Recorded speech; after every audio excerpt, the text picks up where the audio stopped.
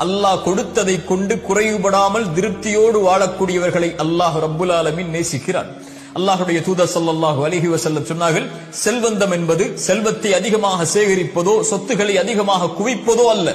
செல்வந்தம் என்பது அல்லாஹ் கொடுத்ததை கொண்டு திருப்தி அடைந்த உள்ளத்தோடு வாழ்வதுதான் செல்வந்தம் என்று அல்லாஹ்வுடைய தூதர் ஸல்லல்லாஹு அலைஹி வஸல்லம் உலக மக்களுக்கு ஒரு அடிப்படையை சொன்னார்கள். நிம்மதியோடு வாழ்வதற்கு கோடிகளை வைத்திருப்பவர்களும் இன்று நிம்மதியோடு இல்லை, கோடிகளை தேடிச் செல்பவர்களும் நிம்மதியோடு இல்லை.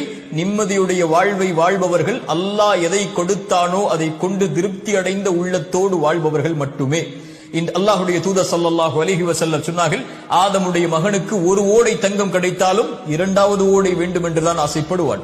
இரண்டாவது ஓடை கிடைத்தால் மூன்றாவது ஓடை தங்கம் வேண்டும் என்று ஆசைப்படுவான். அவனுடைய அந்த பேராசையை மண்ணை தவிர மரணத்தை தவிர எதுவும் தடுத்து நிறுத்த முடியாது என்று அல்லாஹ்வுடைய தூதர் ஸல்லல்லாஹு அலைஹி வஸல்லம் சொன்னார்கள்.